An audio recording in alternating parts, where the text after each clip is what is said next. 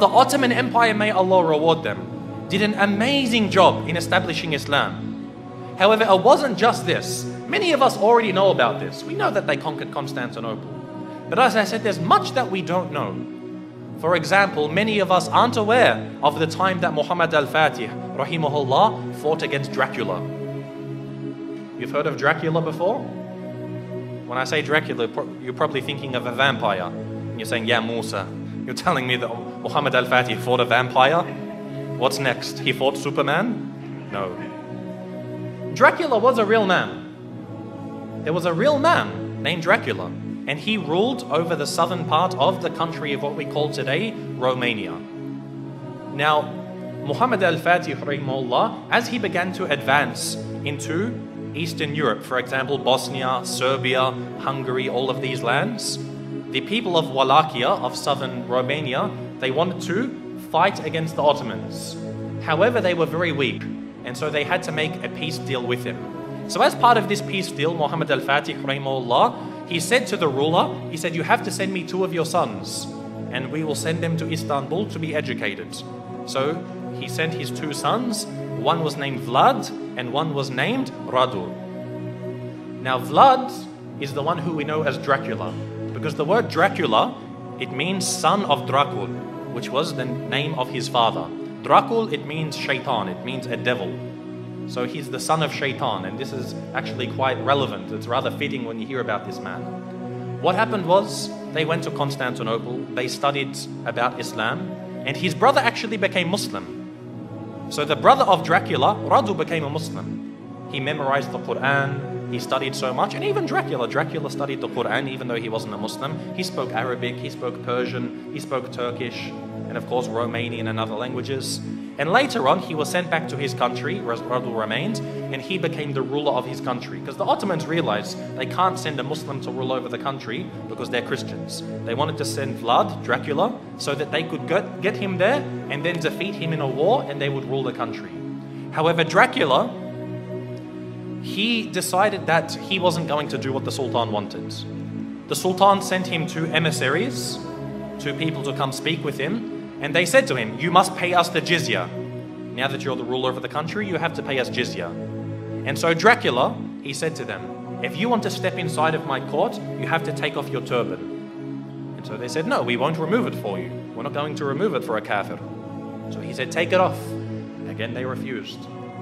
So he told someone to come with some very big nails and hammers, and he said, if they refuse to remove it for me, then they will never remove it again. And he commanded that their turbans be nailed into their heads. And of course, this in effect killed them. So this was an act of war. Dracula had decided that he wanted to go to war with the Islamic State. And so Muhammad al-Fatih, rahimahullah, he sent a massive army to go fight against them. But Dracula, because of his tactics and the fact that he knew the Ottomans very well, he was able to defeat them on some occasions. Now what he did is what really makes him stand out as being an absolute devil.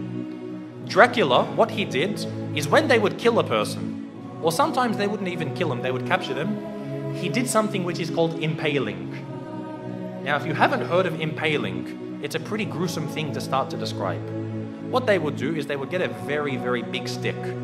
They'd make it sharp at one end, they would insert it through your backsides, pass it through your body until it comes out of your mouth.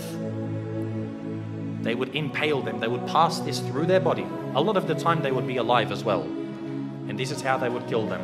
And then they would put this in the ground, then impale the next person, put him next to him. And the Ottoman army, when they went to go check on their troops, they found that on one of the very long roads leading to the capital of this area, they found 20,000 Muslims impaled along the sides of this road. Imagine this. And we suffer today. No doubt we suffer as Muslims today. But things like this, you can't really compare. 20,000 of them impaled. You can imagine how Muhammad al-Fatih, rahimahullah, he feels. To see even one Muslim killed is too much. But to mutilate their bodies after this was something which was, beyond what was acceptable. And so he decided to send Radu, who was the brother of Dracula. He sent him to go fight against his own brother. And eventually Radu, rahimahullah, he was able to actually eventually catch up with his brother. This is after he commits so many more atrocities. Even the Christians, they started to back off from him. Because what happened was he, being Romanian, he was Orthodox, he wasn't Catholic. But he actually said to the Pope, he said, if you give me some more troops, I'll become a Catholic for you. Anything you want, I'll change my religion for you. He couldn't care. He wasn't a man of true belief. He was only a man of pragmatism on the battlefields. And so even the Christians started to distance themselves from him. However, the Muslims, they caught up with him and they faced him in battle. And it's unclear if the Muslims killed him or if his own people turned upon him and killed him. But either way, Dracula was killed. And the Ottomans, the Muslim army, defeated Dracula. And so what they did was they removed his heads and they took it to the city of Istanbul and they put it on a very, very large stick. They impaled his head and put it at the gates of Constantinople, where it stood for about 2-3 months, to say, if you want to be like this man, wage war against us. This was the demise of Dracula. And again, as Muslims, most of us won't even know about this. How many people know that Dracula was a real man? And we as Muslims, we fought him and we killed him. You know how they say garlic kills Dracula, or a silver bullet to the heart, or a wooden stake? None of these kill Dracula. Muslims kill Dracula. So anyone who wants to follow the way of Dracula, they will face the same wrath.